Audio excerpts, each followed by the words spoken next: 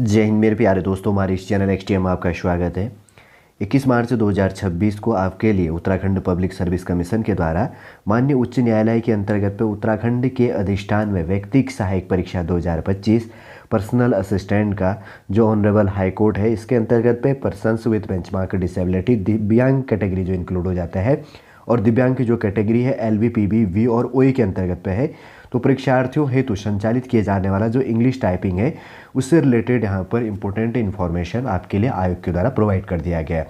सावधानीपूर्वक पूरा इन्फॉर्मेशन हम सॉलिड रूप से कम समय के अंतर्गत पे देखेंगे। जो भी न्यू स्टूडेंट इस वीडियो के अंतर्गत पे जुड़ा है, यदि आपके द्वारा हमारे इस चैनल एक्सटीएम को सब्सक्राइब नहीं किया तो सब्सक्राइब कीजिए तथा बेल आइकन को प्रेस कर दीजिए, ताकि जो भी कंटेंट, जो भी इन्फॉर्मेशन हमारे द्वारा आपके लिए प्रोवाइड किया जाता है तो उसका नोटिफिकेशन आपके पास क्या हो जाएगा, समय पर अवेलेबल हो जाएगा। देखिए, सबसे पहले बात करेंगे तो परीक्षार्थी सर्वप्रथम ये सुनिश्चित कर ले कि आपका कीबोर्ड सही हो और सीपीयू सही से वर्क कर रहा हो, माउस सही से वर्क कर रहा हो। अगर कोई प्रॉब्लम है तो कक्षा निरीक्षक को आप इन्फॉर्म कर सकते हैं, जो एग्जाम हॉल के अंतर्गत पे जो भी टीचर अवेलेबल होंगे अपना। उसके बाद में सेकंड नंबर का जो पॉइंट है, यह भी भली बात ही देख ले कि कीबोर्ड की जो है कैप्सल लॉक ऑन ऑफ हो रहा है या नंबर लॉक जो भी चीज़ें होती है वो सही से वर्क कर रहा है या नहीं कर रहा है। कैप्सल लॉक को देख लेना है, उसके बाद में नंबर लॉक को आप इसके अंतर्गत पे चेक कर लेना।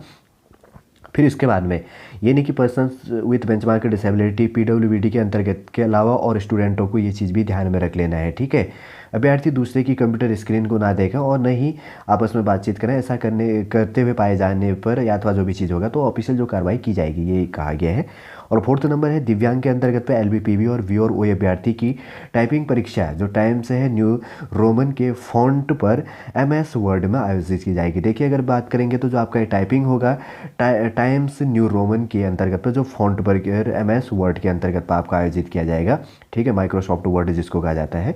फिर उसके बाद में 5 नंबर का जो पॉइंट है, क्या चीज़ होता है, परीक्षार्थी को टाइपिंग परीक्षा का मूल प्रश्न पत्र देने से पहले 2 मिनट पहले आपका थोड़ा सा डेमो लिया जाता है, ठीक है, थोड़ा सा हाथ सेट करने के लिए। आप अचानक से एग्जाम हॉल में गए और उसके बाद में सिस्टम चालू करा दिया, आपका टाइपिंग टेस्ट लिया जाए तो थोड़ा सा इश्यू क्रिएट हो जाता है, कभी आपने देखा होगा।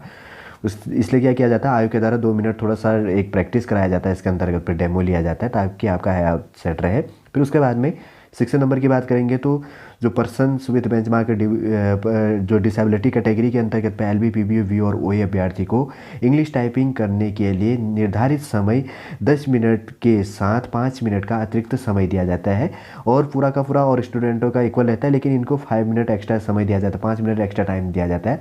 टाइपिंग हेतु कुल 15 मिनट का आपको समय दिया जाता है, ध्यान रख लेना। और उसके बाद में 7 नंबर की बात करेंगे तो स्टॉप वॉच के माध्यम से समय का निर्धारण टाइम कीपर के द्वारा किया जाएगा। जो टाइपिंग का टेस्ट होगा तो स्टॉप वॉच वहाँ पर चालू हो जाएगा, आपको प्रोवाइड कर दिया जाएगा, वो भी बता दिया जाएगा, जो भी होगा देख लेंगे। यदि टाइपिंग करने में कोई त्रुटि होती है तो उसे बैक स्पेस की सहायता से मिटाया जा सकता है, ठीक है। अगर कोई प्रॉब्लम होता है तो बैक स्पेस की का आप प्रयोग कर सकते हैं। 9 नंबर है दिव्यांग की बात करेंगे तो एलबीपीबी और वी और ओ अभ्यर्थी हेतु इंग्लिश टाइपिंग परीक्षा में कंप्यूटर पर की डिप्रेशन प्रति घंटे की गति के मापन हेतु 10 मिनट की अवधि में निम्नलिखित सारणी के अनुसार प्रक्रिया अपनाई जाएगी। देखिए, पूरा 1 घंटे का टाइपिंग टेस्ट नहीं होता है, 10 मिनट का टाइम लिया जाता है टाइपिंग का, उसमें से एवरेज निकाला जाता है। देखिए, जैसे कि बात करेंगे तो आपको क्या करना है, सबसे पहले ध्यान रखो इंग्लिश टाइपिंग का जो चीज़ है, न्यूनतम की डिप्रेशन 10 मिनट के अंतर्गत पे की डिप्रेस करनी है, वर्ड नहीं, ठीक है ना, 2000 की डिप्रेस करना है। पहले मैं इन्फॉर्म अपडेट कर चुका हूँ। और अगर बात करेंगे तो पर घंटे का एवरेज यहाँ पर कितना निकल के आ रहा है, अगर बात करेंगे तो 12,000 की डिप्रेशन पर आवर। 1 घंटे के अंतर्गत पे 12,000 की डिप्रेस करनी है और 10 मिनट के अंतर्गत पे 2,000 की डिप्रेस करना है। एवरेज आप निकाल लेना, ठीक है, 1 मिनट के अंतर्गत पे कितनी वर्ड आपको टाइप करनी है। 10 नंबर के पॉइंट की बात करेंगे तो इंग्लिश टाइपिंग में 12,000 जो इसके अंतर्गत की बात करेंगे तो की डिप्रेशन प्रति घंटे के मापन हेतु 10 मिनट की अवधि में न्यूनतम 2,000 की डिप्रेशन निर्धारित और उक्त परीक्षा में 5% त्रुटि में छूट का प्रावधान है। इसके अंतर्गत 5% अगर आप मिस्टेक करते हैं तो आपको त्रुटि में छूट दिया जाएगा, जो कि टाइपिंग में न्यूनतम कुल 2000 की डिप्रेशन टाइपिंग करने के पश्चात ही लागू किया जाएगा, और मूल्यांकन संबंधी निर्देश इस प्रकार का होगा। ये चीज़ ध्यान देना, ठीक है, आपको केवल 5 मिस्टेक का ही छूट है। आप इसके अंतर्गत की बात करेंगे थोड़ा सा ध्यान देना, बैक स्पेस की का प्रयोग की सहायता से आप मिटाया जा सकता है, ध्यान रख लेना। और उसके बाद की बात करेंगे तो सबसे पहले फर्स्ट नंबर का जो यहाँ पर पॉइंट दिया गया है, सर्वप्रथम अभ्यर्थी द्वारा कुल जो है टाइपिंग शब्दों के आधार पर की डिप्रेशन की गणना की जाएगी। और उसके बाद में शुद्ध टाइपिंग जो अगर बात करेंगे तो की डिप्रेशन शुद्ध टाइपिंग जो की डिप्रेशन के आधार पर करेक्ट की डिप्रेशन की गणना की जाएगी। और सी पॉइंट है इसके अंतर्गत पे की डिप्रेशन के आधार पर जो रॉन्ग की डिप्रेशन है उसकी भी गणना की जाएगी। और डी पॉइंट है कुल टाइपिंग है जो की डिप्रेशन है का जो 5% यहाँ पर की डिप्रेशन की छूट आपको रॉन्ग की डिप्रेशन के सापेक्ष यहाँ पर इक्वल यहाँ पर लिया जाएगा, ये चीज़ ध्यान रखना। और उसके बाद में ई नंबर का जो पॉइंट है रॉन्ग की डिप्रेशन के सापेक्ष प्राप्त छूट उपयुक्त डी के अनुसार को जो है रॉन्ग की डिप्रेशन में से घटा दिया जाएगा, ध्यान रख लेना। और उसके बाद में एफ नंबर का पॉइंट है उपयुक्त ई के अनुसार अवशेष जो है रॉन्ग की डिप्रेशन को 5 से गुणा कर दिया जाएगा।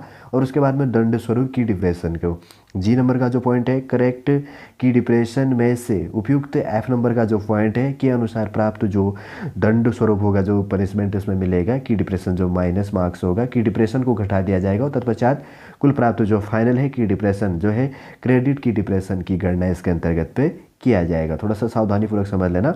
आपको अगर इसके बाद की बात करेंगे तो यहाँ पर कोई भी मोबाइल फ़ोन कैमरा एक्सेट्रा लेके जाना नहीं है। और 12 नंबर का पॉइंट देखो टाइपिंग परीक्षा का आरंभ टाइम कीपर के द्वारा घंटी बजाकर अथवा स्टार्ट शब्द बोलकर किया जाएगा। तो दो प्रांत ही वाचक यदि हो तो द्वारा विषय वस्तु का वाचन प्रारंभ किया जाएगा।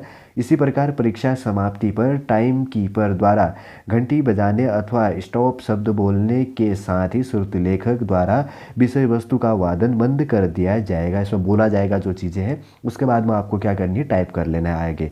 फिर उसके बाद में बेल बजा दिया जाएगा। ये चीज़ ध्यान रखना, कोई स्क्रीन पे नहीं आएगा। इसके अंतर्गत आगे से टीचर बोलेगा, फिर उसको आपको टाइपिंग करनी है। उसके बाद में जैसे वो घंटी बजेगी और बोलेगा कि स्टॉप मतलब रुक जाओ, तो वहाँ पर क्लोज हो जाएगा।